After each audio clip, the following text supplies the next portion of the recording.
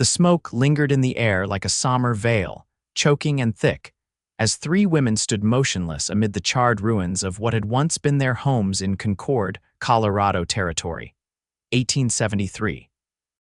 Each woman's face was streaked with soot and dried tears, their eyes hollow with grief as they surveyed the destruction that had claimed not only their homes but their husbands as well. Abigail Evans clutched a small silver locket to her chest, the only memento she'd managed to salvage from the fire that had devoured everything else. At 26, she'd been married to Samuel for 7 years before the blaze took him. Her chestnut hair hung in tangled waves around her face, and her once bright green eyes were dull with exhaustion and sorrow. Beside her stood Mary Houghton, a few years older at 30, her blonde hair pulled back in a severe bun that did little to soften her angular features. She'd been the schoolteacher before marrying Edward, and now she stood with her shoulders squared despite the weight of her loss, a leather-bound Bible clutched in her trembling hands.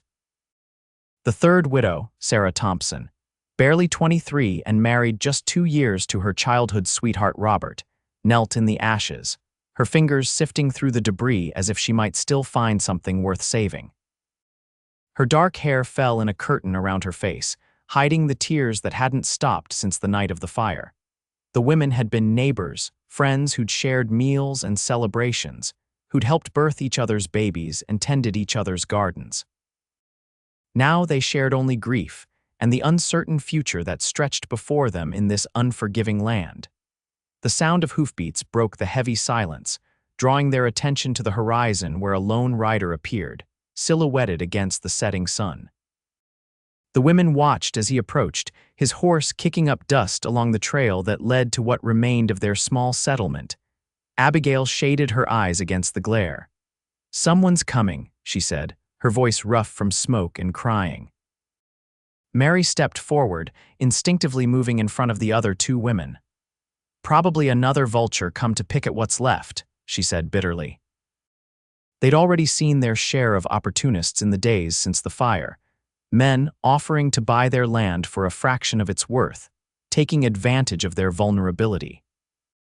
As the rider drew closer, they could make out more details, tall and broad-shouldered, sitting easy in the saddle with the confidence of a man who'd spent his life on horseback.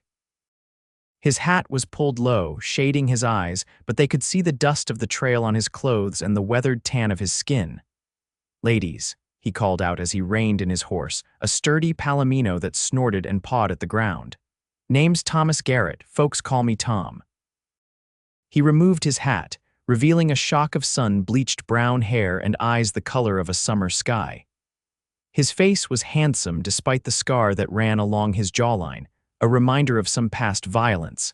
None of the women spoke, their wariness evident in their postures. Tom Garrett didn't seem deterred by their silence.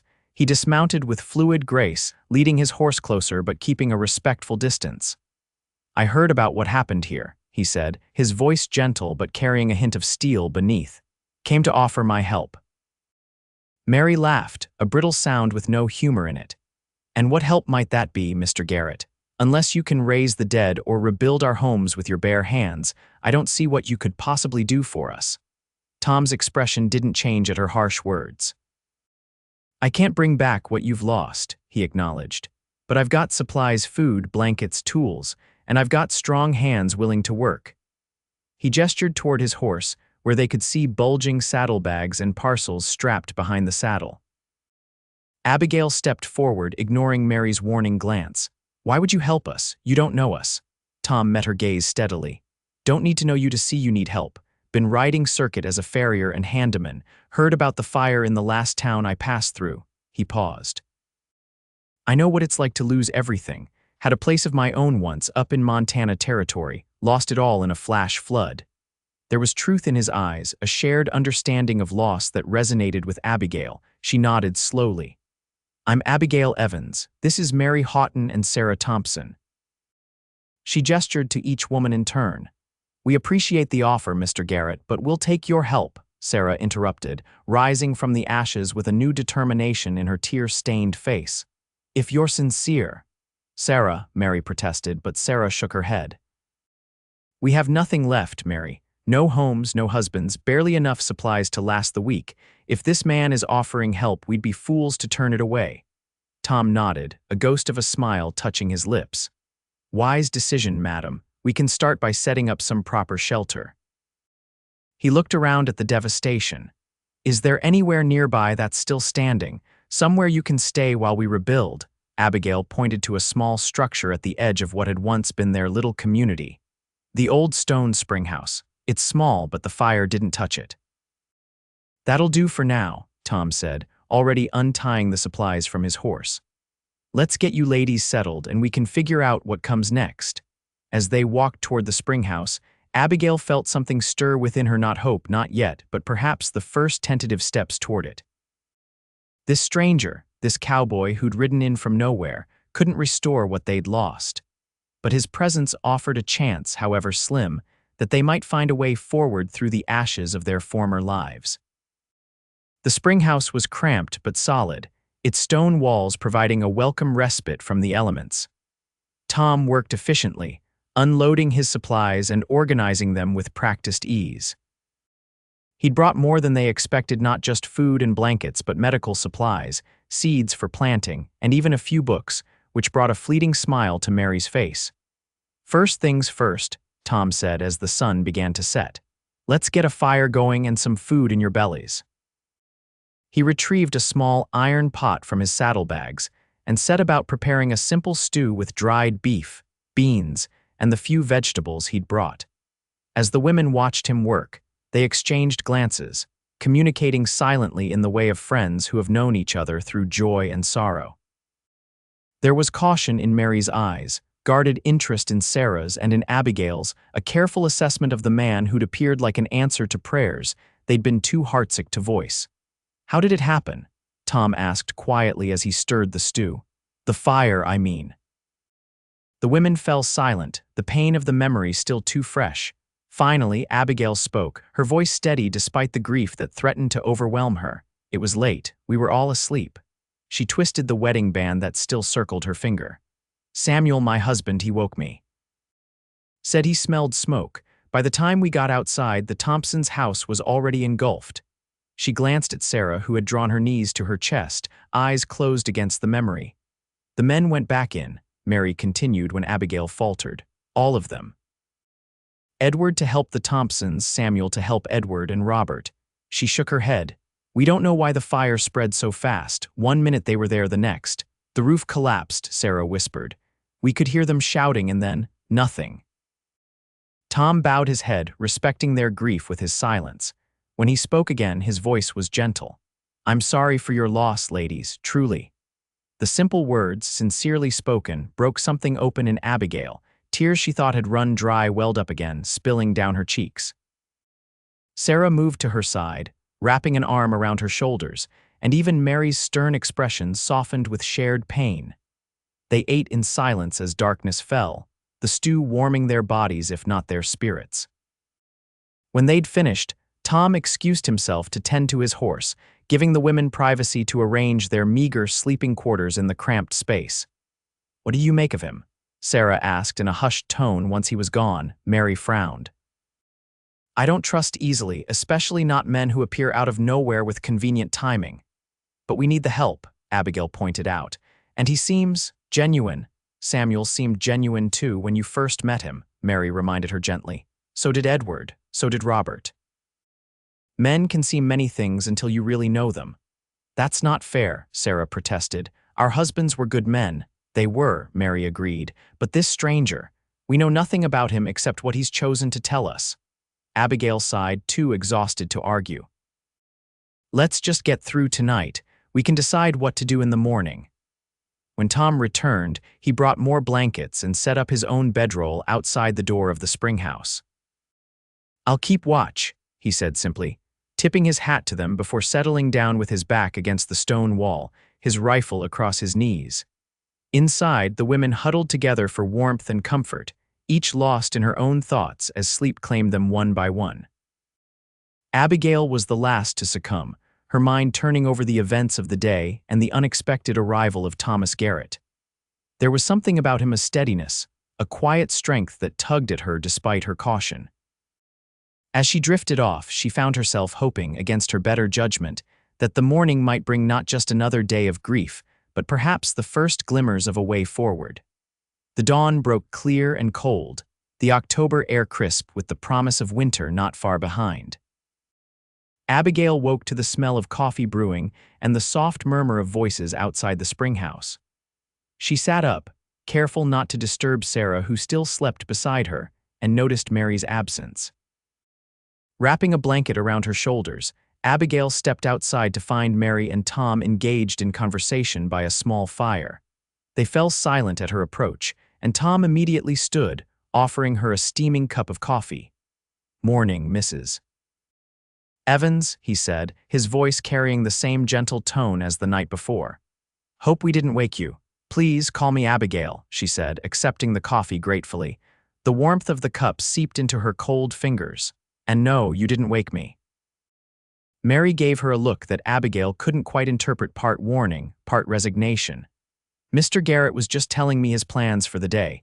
He thinks we should salvage what we can from the ruins and take stock of what's lost." "Tom," he corrected with a slight smile. "And yes, that's where we should start. Then we can begin clearing the ground for rebuilding, at least one shelter sturdy enough to see you through the winter." Abigail nodded, sipping her coffee as she looked toward the ruins of her home. In the harsh morning light, the devastation seemed even more complete than it had the day before. "Do you really think we can rebuild before winter?" Tom followed her gaze, his expression thoughtful. "Not everything, no, but enough to keep you safe and warm." He hesitated, then added, "I've sent word to the nearest town asking for help. If others come, we might manage more." "You sent word?" Mary asked sharply. "When first light," Tom said, unfazed by her suspicion. "There's a trapper's camp about 5 miles west." One of them was heading to Silverton for supplies. He agreed to spread the word. Abigail exchanged a glance with Mary. They'd been so consumed by their grief, they hadn't thought beyond immediate survival.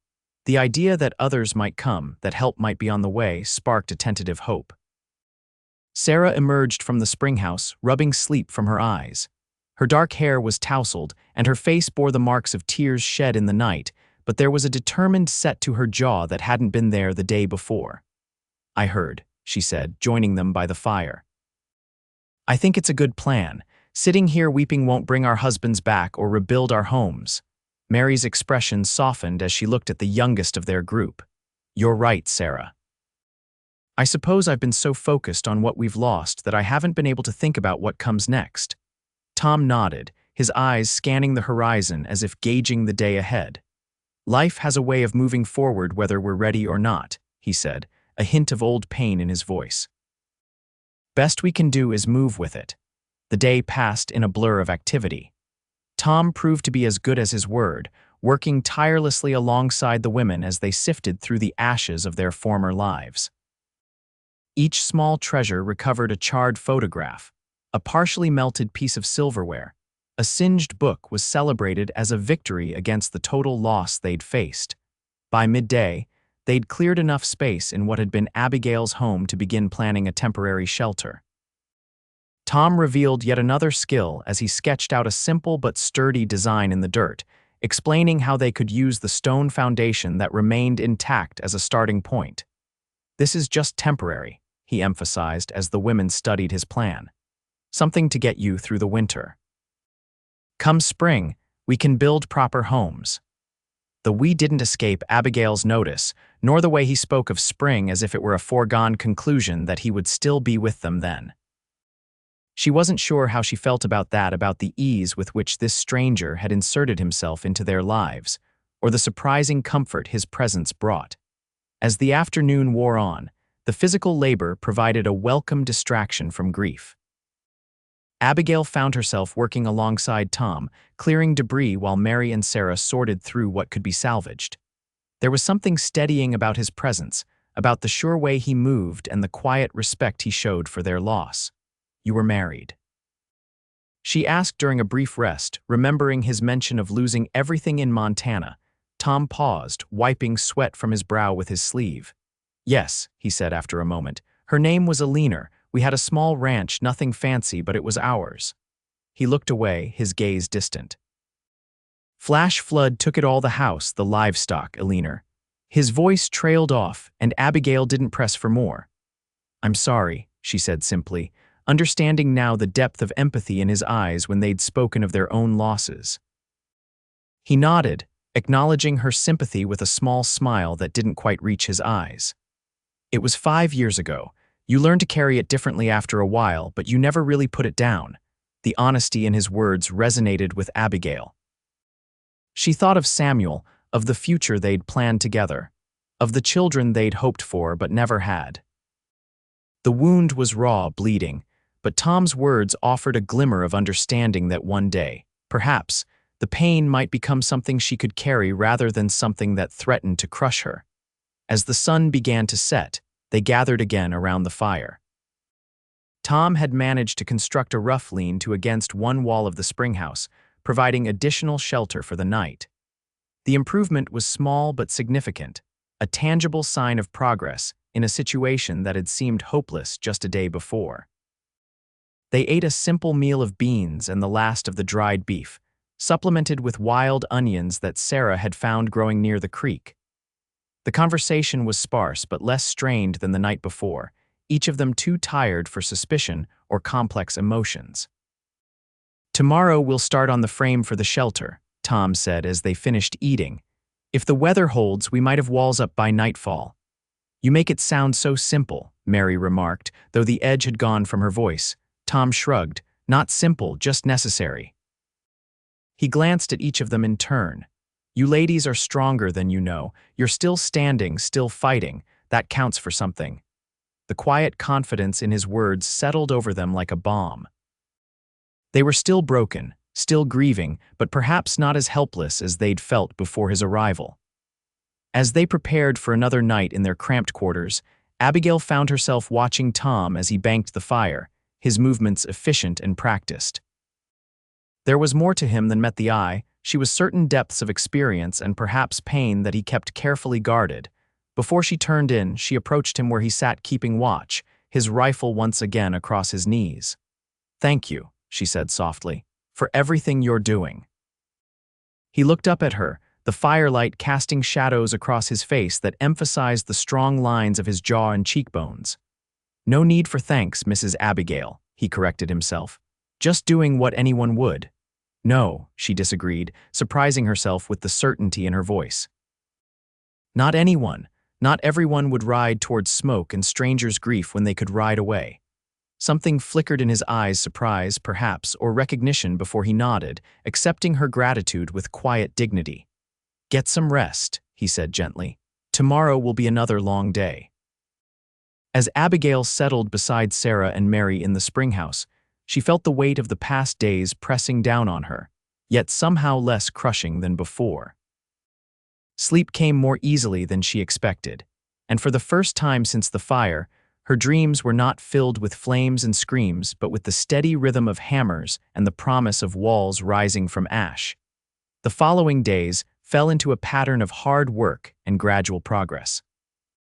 True to his word, Tom had the frame of a small cabin erected by the end of the second day, using lumber salvaged from the ruins and supplemented with fresh-cut pine from the nearby woods.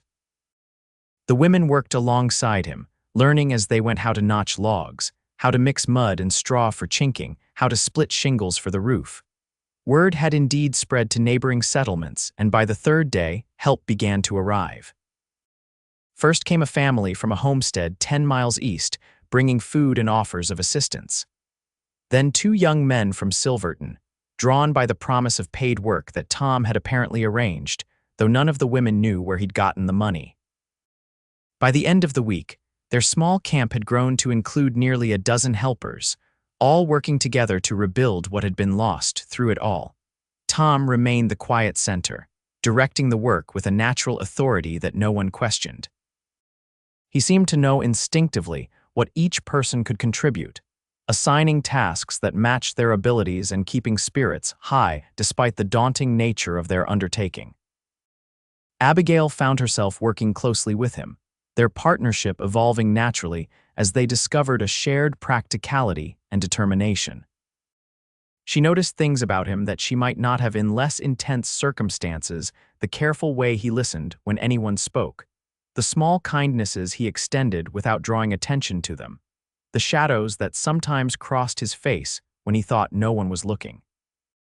One evening, about 2 weeks after his arrival, she found him sitting alone by the creek, staring into the water with an expression she couldn't read.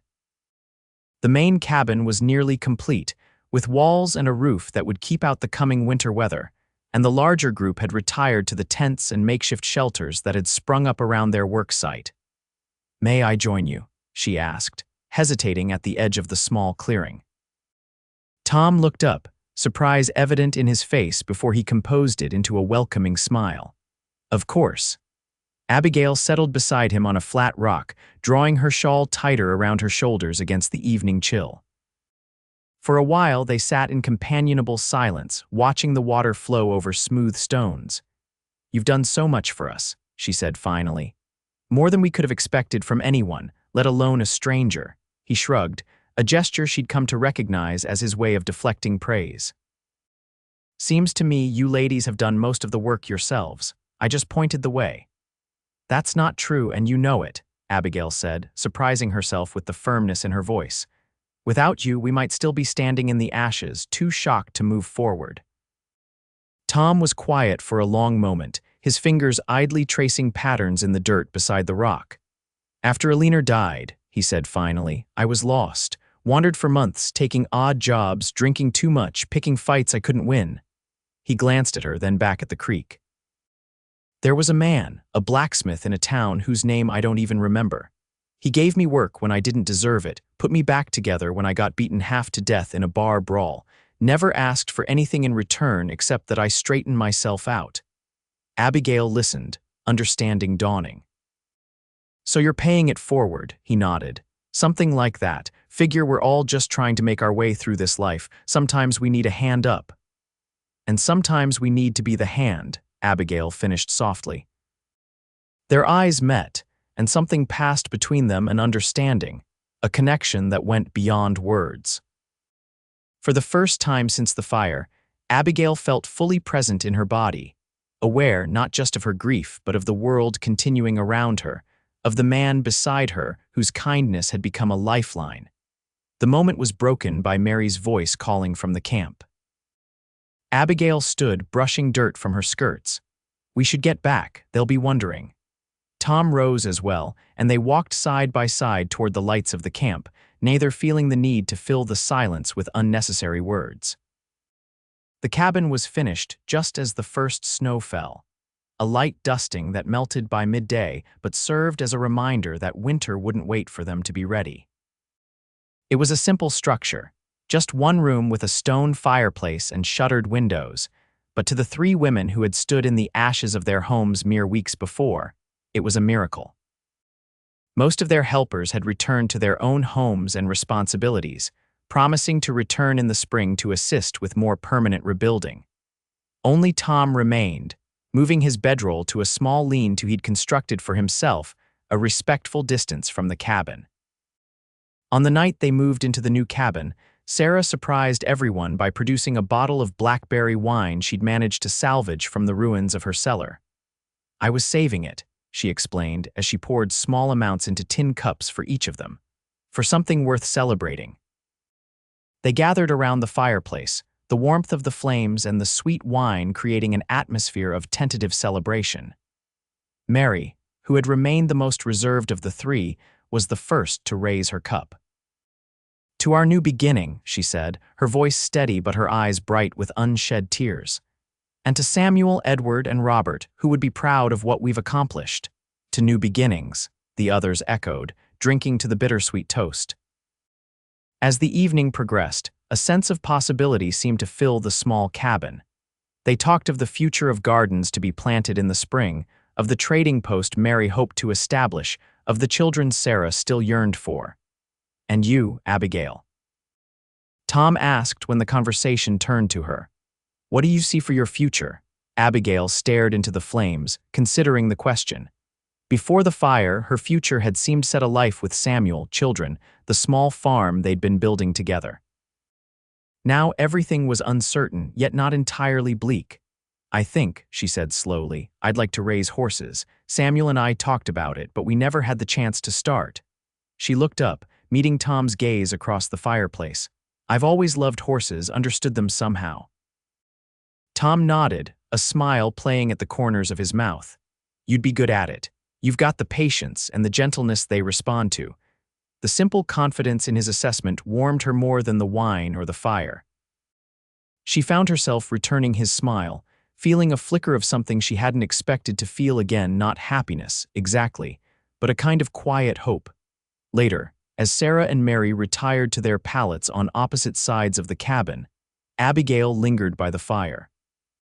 Tom had excused himself to check on his horse, and she waited for his return, not ready for the evening to end. When he reappeared in the doorway, snow dusting his shoulders and hat, she gestured for him to join her by the fire. "It's really coming down now," she observed. "First real snow of the season," he agreed, removing his hat and shaking it before hanging it on a peg by the door. "Winter's setting in." The implication hung in the air between them. Winter meant travel would become difficult, if not impossible. It meant decisions had to be made about what came next. "Will you stay?" Abigail asked, voicing the question that had been on her mind for days. "Through the winter, I mean." Tom's expression was unreadable in the flickering firelight. "Would you want me to?" The directness of his question caught her off guard. Abigail looked toward her sleeping friends, then back to Tom. "Yes," she said simply. We would." He nodded, something like relief crossing his features. "Then I'll stay, at least until spring, after that." He trailed off, leaving the future open-ended.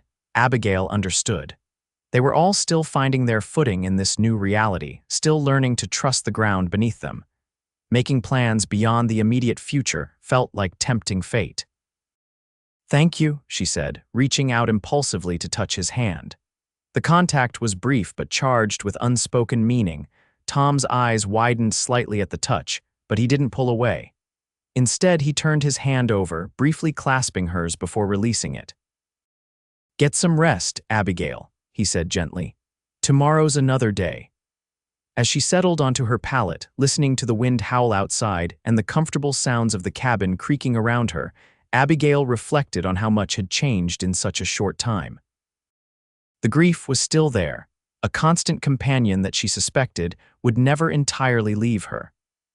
But alongside it now was something else, a growing awareness of life continuing, of possibilities she hadn't dared to consider in the immediate aftermath of her loss. And at the center of this awareness was Thomas Garrett, the cowboy who'd ridden into their lives carrying hope on his saddle, and somehow managed to help them find it within themselves as well. Winter settled over the small settlement with a vengeance, blanketing the rebuilt cabin and the ruins of the old homes in thick snow that transformed the landscape into something beautiful and alien. Inside the cabin, the three women and their unexpected guardian established routines that saw them through the long, cold days and even longer nights. Mary took charge of their education, using the few books they'd salvaged and Tom's small collection to hold informal lessons in the evenings. Sarah, whose gentle spirit had always made her a natural caretaker, managed the domestic aspects of their shared life, turning their meager supplies into meals that sustained them through the winter months. Abigail, with her practical nature, worked alongside Tom on the never-ending tasks of maintaining their shelter, caring for the livestock now expanded to include 2 milk cows purchased from a neighboring homestead, and planning for the spring planting. Christmas came and went, a subdued celebration marked by small handmade gifts and memories of happier holidays. On New Year's Eve, they stayed up until midnight, sharing stories around the fire and making wishes for the year to come that they kept to themselves, like precious secrets too fragile to voice aloud. It was during these quiet winter months, forced into close proximity by the weather and circumstances, that the real healing began. Grief didn't disappear, but it gradually made room for other emotions, for laughter that no longer felt like betrayal, for hope that no longer seemed like denial, for connections that deepened with each passing day.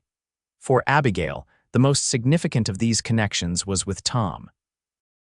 Their partnership, forged in the immediate crisis of rebuilding, evolved into something more complex and meaningful as they worked side by side through the winter days. She came to know his habits, his expressions, the way his voice softened when he spoke of things that mattered to him. She learned that he was well-read despite his lack of formal education, that he could recite long passages of poetry from memory, that he played the harmonica with surprising skill on the rare occasions when he could be convinced to take it from his pocket. In turn, she found herself sharing parts of herself that she'd kept guarded even from Samuel, her childhood dreams of adventure, her secret love of drawing, her fears about the future. There was an ease between them that defied explanation, a sense of recognition that went beyond their shared experiences of loss. Mary noticed, of course.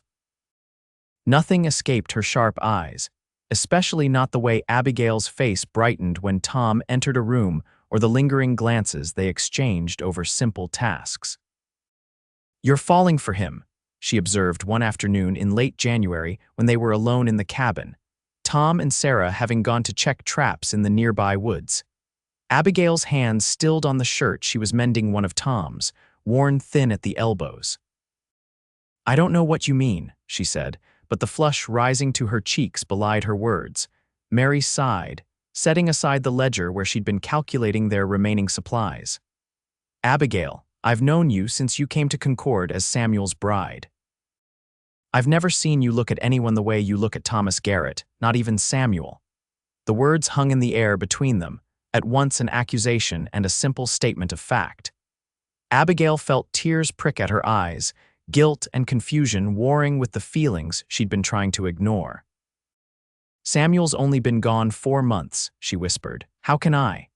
She couldn't finish the thought, the very idea of it feeling like a betrayal of her husband's memory.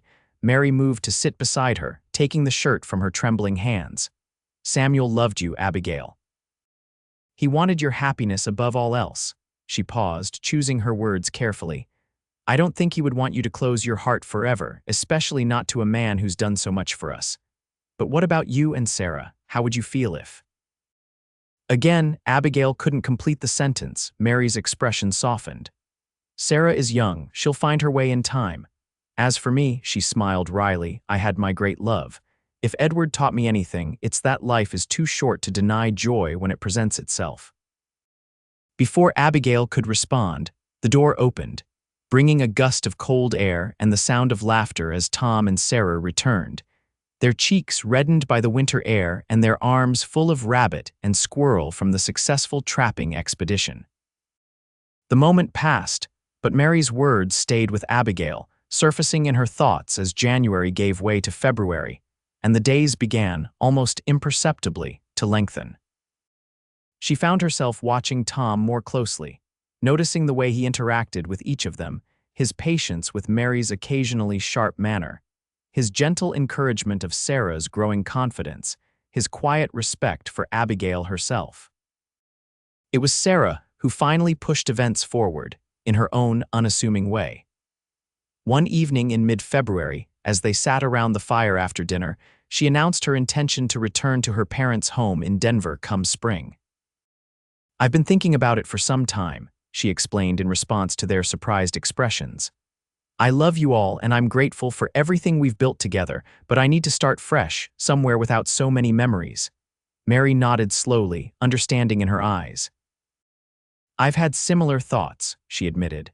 "Not Denver, but perhaps Silverton. The school there needs a teacher and I miss the work." The revelations left Abigail stunned. She had assumed they would all stay together, rebuilding their homes and their lives side by side.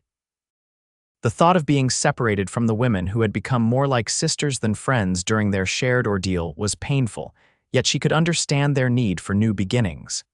"And you, Abigail," Sarah asked softly, "what will you do when spring comes?" Abigail glanced at Tom, who had remained silent during the exchange, his expression carefully neutral though his eyes were fixed on her with an intensity that made her heart race. "I still want to raise horses," she said finally. "Build something new here, where Samuel and I started our life together." She hesitated, then added, "But I understand if you both need to move on." The conversation continued late into the night, plans and possibilities unfolding as they talked. Tom contributed occasionally, offering practical suggestions about travel arrangements and connections he had in both Denver and Silverton, but he never indicated his own intentions for the future. It wasn't until later, when Mary and Sarah had retired and Abigail was banking the fire for the night, that he approached her, his expression serious in the dying light. "Can we talk?" he asked quietly, gesturing toward the door. Despite the late hour and the cold, Abigail nodded, wrapping her shawl tightly around her shoulders as they stepped outside. The night was clear, stars scattered across the sky like diamond dust, the snow reflecting their light so that the world seemed bathed in a soft, silvery glow. They walked in silence to the edge of the clearing, where the skeleton of a new corral stood waiting for Spring and the horses Tom had promised to help her acquire. The air was bitingly cold but still, the only sound the crunch of snow beneath their boots. "I've been thinking," Tom said finally, his breath forming clouds in the frigid air, "about spring and what comes after." Abigail's heart pounded in her chest, anticipation and fear mingling into a sensation that left her breathless. "And?" He turned to face her, his expression more open and vulnerable than she had ever seen it. "I came here with no intention of staying, Abigail. I was just passing through, doing what I could before moving on, like I've been doing since Alina died." He paused, searching her face in the moonlight. "But then something happened that I didn't expect." "What was that?" she asked, though part of her already knew the answer. "I found a reason to stop wandering." His voice was low, almost reverent. "I found you." The words hung in the cold air between them, a declaration and a question all at once. Abigail felt tears freezing on her lashes, emotion overwhelming her. "Tom, she struggled to find words that could express the complexity of what she was feeling, the lingering grief for Samuel, the guilt at the thought of loving another man, the undeniable pull she felt toward Tom that had grown stronger with each passing day. "You don't have to say anything now," he assured her quickly. "I know it's too soon, that you're still mourning Samuel. I just wanted you to know that if you want me to stay, to help you build that horse ranch, to build a life." He took a deep breath. "I'd consider it an honor." The sincerity in his voice, the respect with which he acknowledged her grief while still offering a future, broke through the last of Abigail's resistance. She stepped forward, closing the distance between them, and rested her gloved hand on his chest, feeling the strong, steady beat of his heart beneath layers of wool and cotton. "I'd like that very much," she whispered, her voice catching on the words. "I can't promise what it will become or how long it will take, but I know I want you to stay, Tom." His smile in that moment was like the sunrise, slow, brilliant, transforming everything it touched. He covered her hand with his own, the gesture somehow more intimate than a kiss would have been. "Then I'll stay," he said simply, "for as long as you want me." They stood together under the winter stars, a promise between them as delicate and perfect as the snow crystals that glittered in the moonlight. It wasn't a declaration of love, not yet, but it was a beginning, a commitment to possibility, to patience, to the slow, careful rebuilding of hearts as well as homes. As they walked back to the cabin, their shoulders occasionally brushing, Abigail felt the weight of the past 4 months shifting, not disappearing but changing form. The grief would always be part of her, as would her love for Samuel. But alongside these, something new was growing, tentative as the first shoots of spring beneath the snow, but alive and full of promise. Spring arrived in fits and starts, warm days followed by sudden snowstorms that tested their patience and resolve. By late March, however, the transformation was undeniable: snowmelt swelling the creek, patches of mud appearing where drifts had stood, the first brave wildflowers poking through the softening earth. With the changing season came the promised departures. Sarah left first, traveling to Denver with a trader and his wife who had come to Concord as the mountain passes cleared. The farewell was tearful but hopeful, with promises of letters and visits when circumstances allowed. Mary followed 2 weeks later, accepting a position at the Silverton school that would begin with the new term in April. Their departures left Abigail and Tom alone together for the first time since his arrival nearly 6 months earlier.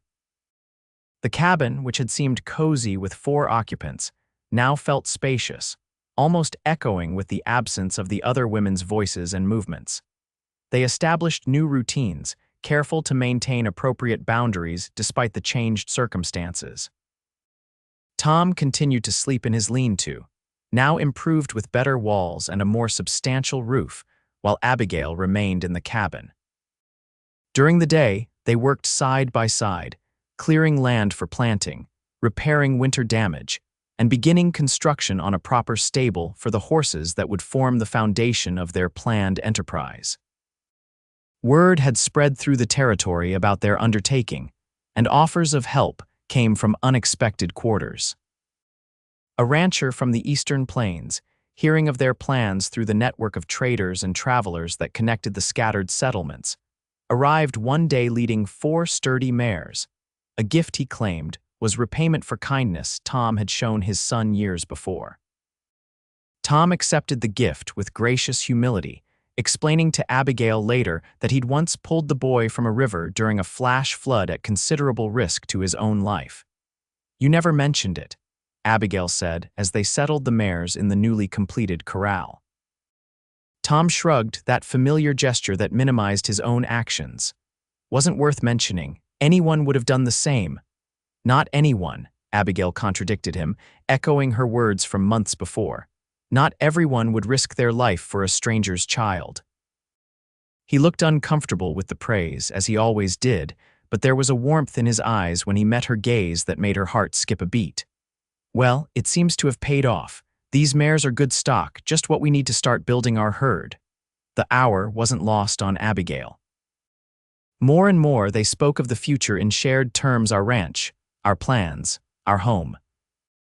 Yet there remained an unspoken boundary between them, a line neither had yet been brave enough to cross despite the growing feelings that were evident in every glance, every accidental touch, every conversation that stretched late into the night.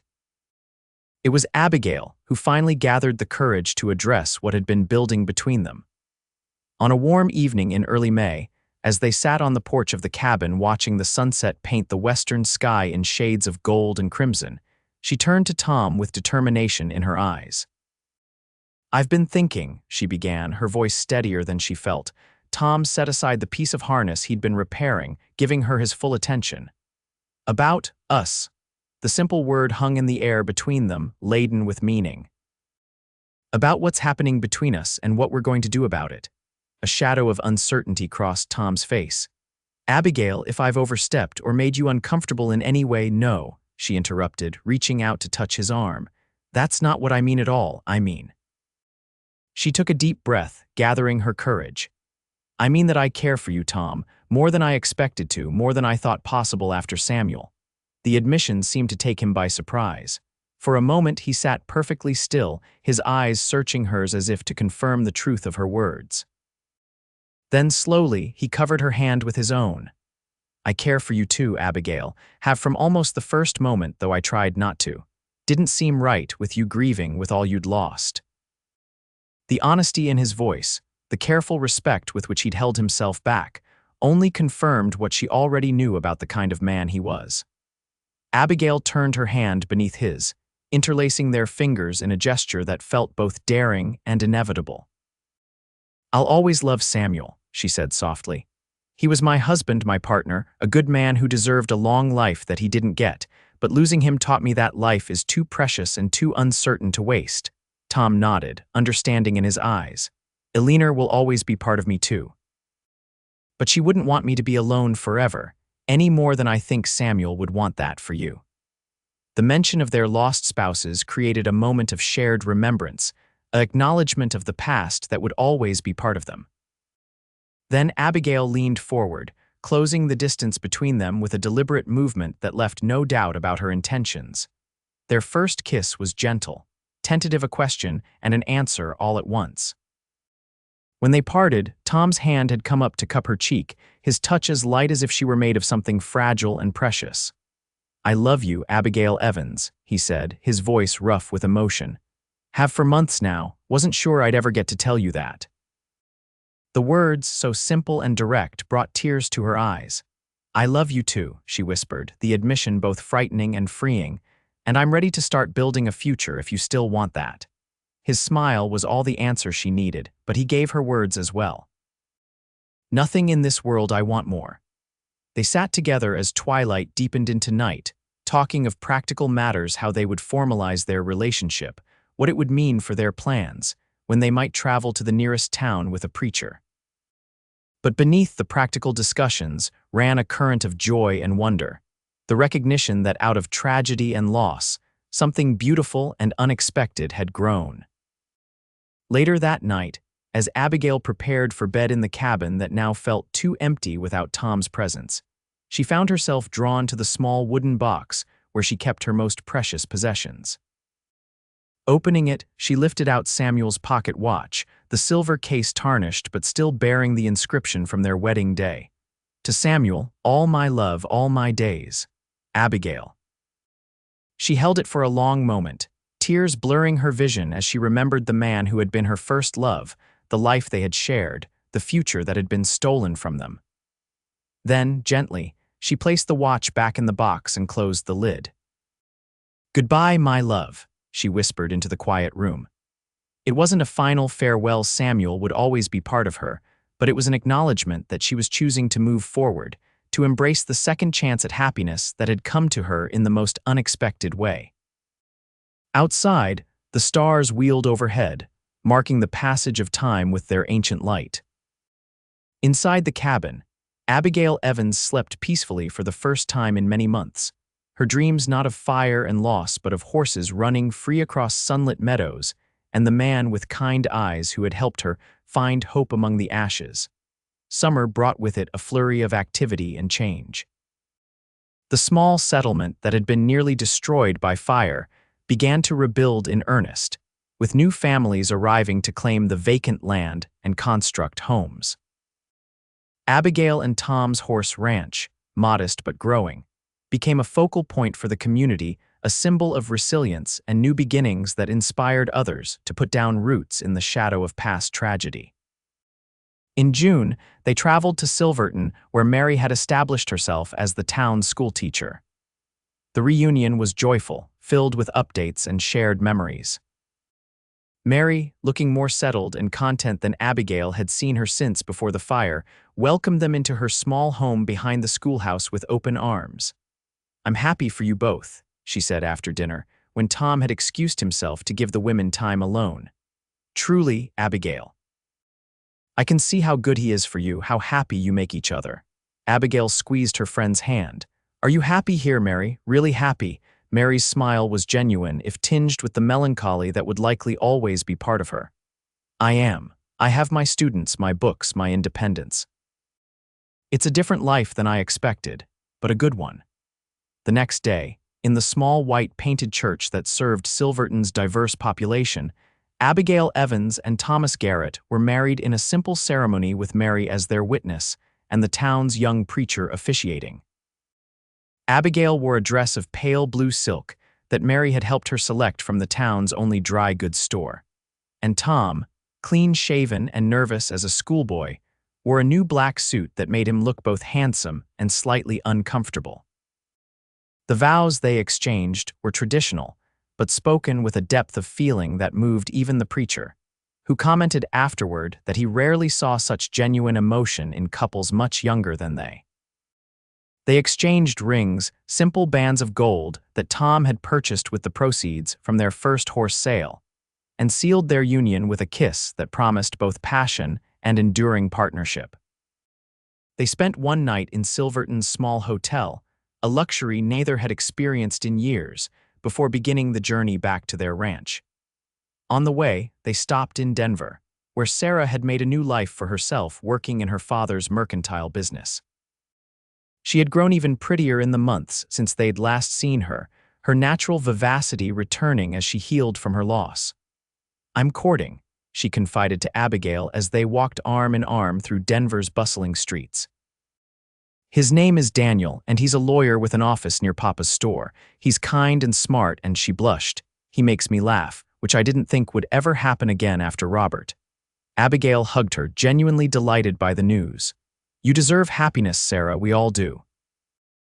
Sarah attended their second wedding celebration, a somewhat more elaborate affair arranged by her parents, who insisted on hosting a proper reception for the newlyweds. Tom endured the social event with good grace, though Abigail could tell he was counting the hours until they could return to the quiet of their mountain home. When they finally arrived back at the ranch, now officially their shared home, they found that the community had prepared a surprise of their own. The cabin had been cleaned and decorated with wildflowers, a new quilt graced their bed, and a feast waited on the table with a note from their nearest neighbors wishing them joy in their new life together. That night, as husband and wife in truth as well as name, they discovered each other in ways they had only imagined during the months of careful restraint. Tom's touch was reverent, his love expressed in actions more eloquent than words could ever be. Abigail found herself responding with a passion that both surprised and delighted her, her body awakening to sensations she had almost forgotten were possible. Afterward, lying in each other's arms as moonlight filtered through the cabin windows, Tom traced patterns on her bare shoulder with gentle fingers. "Happy?" he asked softly. Abigail lifted her head to look into his eyes, seeing there all the love and commitment she had ever wanted. "More than I thought possible," she answered honestly. "Are you?" His smile was answer enough, but he gave her words as well. "I have everything I need right here, Mrs. Garrett, everything and more." Her new name still felt strange to her ears, but not unwelcome.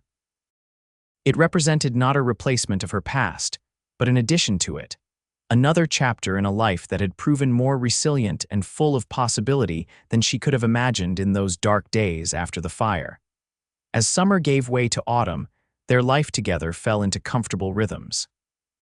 The horse ranch prospered, their reputation for quality stock spreading throughout the territory.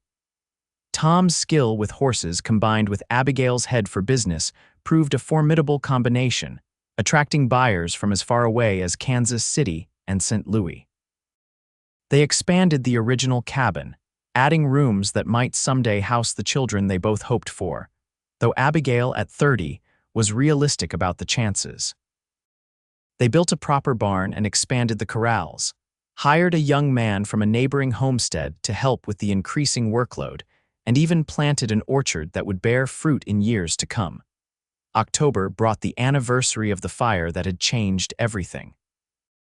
On that day, Abigail, Tom, and several members of the now thriving community gathered at the site where 3 homes had once stood. Mary had returned from Silverton for the occasion, and Sarah had sent a letter and flowers, unable to make the journey herself due to her impending marriage to Daniel. They held a simple memorial service, remembering Samuel, Edward, and Robert with stories that celebrated their lives rather than mourning their deaths. Tom stood beside Abigail, his steady presence a comfort as she spoke of Samuel's dreams for their future, dreams that had been cut short but not entirely lost. Afterward, as the group dispersed and Mary departed for the return journey to Silverton, Abigail and Tom lingered at the site. The ashes were long gone, replaced by new-growth grass, wildflowers, even a few volunteer saplings that had taken root in the disturbed soil. "Life finds a way," Tom observed, his arm around her shoulders as they surveyed the transformation. Abigail leaned into his embrace, thinking of how far they had all come since that terrible day. "Yes," she agreed, "it does." They walked back to their home in comfortable silence, each lost in their own thoughts, yet connected by the bond that had grown between them, a bond forged in grief but strengthened by joy, tested by challenges but made resilient by shared purpose and deep, abiding love. That night, as they prepared for bed, Abigail found herself thinking of the 3 widows who had stood in the ashes of their homes, and the cowboy who had ridden in carrying hope on his saddle. The memory, once so painful, now felt like the beginning of a story rather than its tragic end, a story still being written with each day they shared. "What are you thinking about?" Tom asked, noticing her thoughtful expression as she brushed her hair by the firelight. Abigail set down the brush and turned to him with a smile that held all the love and gratitude in her heart. "I was thinking about how sometimes the end of one story is just the beginning of another," she said. and how thankful I am that our stories found a way to continue together."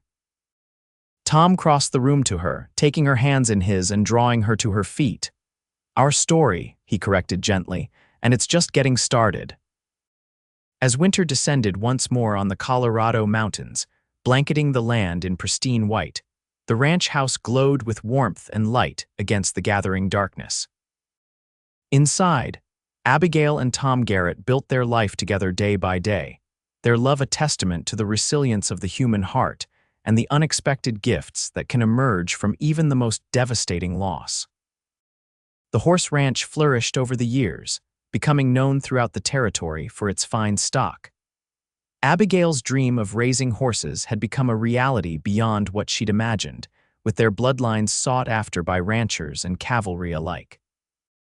Tom's expertise with training, combined with Abigail's sharp business acumen, had turned their modest beginning into a prosperous enterprise that allowed them to expand their holdings and improve their home.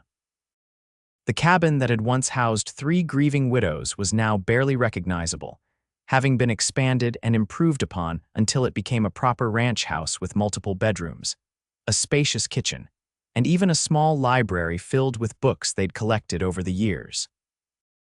The land around it, once scarred by fire, had been transformed into productive pastures, orchards, and gardens that sustained them through all seasons. Their family grew as well, though not in the way they'd initially hoped. After 2 years of marriage, when it became clear that children of their own might not be possible, they opened their home to those in need. First came Jamie, a 10-year-old orphan whose parents had died of influenza in a mining camp near Silverton. Mary had written to them about the boy, knowing they had space in their hearts and home. Then there was Lucy, barely 6, found abandoned at a stage-coach station with nothing but the clothes on her back, and a note pinned to her coat asking whoever found her to give her a good home. The station master, knowing of the Garrett's reputation for kindness, had brought her to them, and from the moment Abigail laid eyes on the small, frightened child, there was no question she would stay.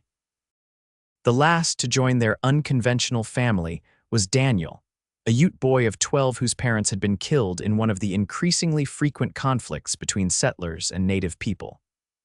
Tom had found him hiding in their barn one harsh winter night, half frozen and wary as a wild animal. It had taken months to gain his trust, and years for him to fully accept that he had found a permanent home with them. But his natural affinity for horses eventually created a bond that transcended the cultural differences. By the time Abigail and Tom celebrated their 10th anniversary, their household included these 3 children, no longer children but young adults with dreams and plans of their own. Jamie, now 20, had developed his father's talent for blacksmithing and had set up a forge on the ranch that served the growing community. Lucy, at 16, was the scholar of the family, devouring books with an insatiable appetite and talking of attending the women's college back east that Mary had told her about in her letters. Daniel, at 22, had become Tom's right hand in the horse business, his understanding of the animals almost supernatural in its depth. He moved between 2 worlds, maintaining connections with his Ute relatives while firmly establishing his place in the Garrett family and the wider community. There had been challenges prejudice from some of the newer settlers, legal complications regarding his status, but Tom and Abigail had fought for him as fiercely as if he'd been born to them, and the bond between them was unbreakable. Mary remained in Silverton, now the headmistress of the expanded school that served the growing mining town.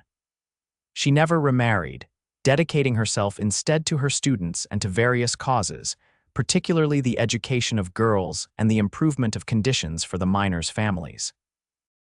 She visited regularly, treated as an honorary aunt by the Garrett children and a cherished sister by Abigail. Sarah's life had taken a different path. After marrying Daniel, the lawyer she'd been courting when Abigail and Tom visited Denver, she had moved to San Francisco where her husband's practice flourished. They had 4 children, whose progress Abigail followed through regular letters and the occasional photograph. Despite the distance, Sarah remained connected to the friends who had shared her darkest days, and she had returned to Concord twice over the years, each visit a joyful reunion that strengthened the bonds between them. On a crisp autumn day in 1893, 20 years after the fire that had changed everything, Abigail stood on the porch of the ranch house, watching as Tom worked with a spirited young stallion in the training ring. Despite the silver now threading his hair and the lines that experience had etched around his eyes, he moved with the same fluid grace that had caught her attention when he'd first ridden into their devastated settlement. The years had left their mark on Abigail as well, in the strands of gray among her chestnut hair, in the laugh lines around her eyes, in hands that showed the evidence of 2 decades of hard work. But they had been good years, rich with love and purpose, with challenges overcome and joys shared. As she watched, Daniel approached the training ring, exchanging words with Tom before taking over with the stallion, demonstrating the patience and skill he'd learned from the man who'd become his father in all the ways that mattered. Tom clapped him on the shoulder before walking toward the house, his face lighting with a smile when he saw Abigail waiting. "Enjoying the show?" he asked as he climbed the steps to join her on the porch. Abigail smiled, reaching out to take his hand. "Always." "You and Daniel with the horses, it never gets old." Tom's expression softened as he looked at their joined hands, then back to her face. 20 years, he said quietly. "Hard to believe sometimes." She knew he wasn't referring to the time since they'd met, but to the fire, to the day 3 widows had stood in the ashes of their homes and a cowboy had ridden in carrying hope on his saddle. It was how they marked time before the fire and after, the dividing line in their lives. "I was thinking about Samuel today," she admitted, "about what he would think of all this." She gestured toward the prosperous ranch that spread out before them, the home they'd built, the family they'd created. "I think he'd be pleased." Tom nodded, understanding in his eyes. They had long ago established that their lost spouses were not forbidden topics, that remembering them was part of honoring the past that had shaped them. "I think Eleanor would have liked you," he said with a small smile. "She always said I needed someone who could stand up to me, keep me from being too stubborn for my own good." Abigail laughed, leaning against him as they watched Daniel work with the stallion, the young man's movements a mirror of Tom's own techniques. She was a wise woman. They stood in comfortable silence for a while, the late afternoon sun casting long shadows across the yard. From inside the house came the sound of Lucy's voice, raised in song as she helped Jamie prepare the evening meal, a task they'd taken on to give Abigail and Tom time to relax after a long day. "Did you ever imagine this?" Abigail asked softly. "That day when you rode into Concord and found us standing in the ruins, did you ever think it would lead to all of this?" Tom's arm tightened around her shoulders. "Not in my wildest dreams," he admitted. "I was just passing through, doing what little I could before moving on. I never expected." He trailed off, emotion making his voice rough. "I never expected to find a home again or a family. I certainly never expected to find love." Abigail turned in his embrace, looking up into the face that had become as familiar and beloved to her as her own reflection. "I love you, Thomas Garrett," she said simply. "Every day more than the day before." The words were a ritual between them, spoken often over the years, yet never losing their power. Tom's eyes crinkled at the corners as he smiled down at her. "And I love you, Abigail Garrett, every day more than I can say." He kissed her then, a gesture as natural as breathing after 20 years together, yet still holding the tenderness and passion that had marked their relationship from the beginning. When they parted, Abigail rested her head against his chest, listening to the strong, steady beat of his heart. "Come on," she said after a moment. "Let's go help with dinner. Mary's stage should be arriving soon, and you know how she hates to be kept waiting."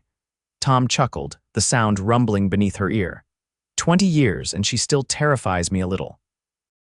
"As well she should," Abigail teased, taking his hand and leading him toward the house. "She may be a respected headmistress now, but she can still fix you with that schoolteacher glare that makes you feel about 10 years old." Their laughter mingled as they crossed the porch and entered the warm, busy kitchen where their children, no longer children but the future they had built together, welcomed them with smiles and the comfortable chatter of family. Outside, The sun dipped toward the horizon, painting the sky in shades of gold and crimson, much like the sunset they had watched on the evening Abigail had first acknowledged her feelings for Tom. The ranch buildings cast long shadows across the land they had reclaimed from tragedy. The horses grazed peacefully in pastures that had once held only ashes. And in the distance, the mountains stood as they always had, witnessing the resilience of those who made their lives in their shadow. Life had come full circle in ways none of them could have imagined on that terrible day 20 years before. 3 widows had stood in the ashes of their homes, devastated by loss and uncertain of the future. A cowboy had ridden in carrying hope on his saddle, and found, in the most unexpected of places, the home and family he'd thought forever lost to him. And from those ashes, something beautiful had grown, a testament to the enduring power of hope, courage, and love to transform even the darkest moments into the foundation for a future brighter than they could have dreamed.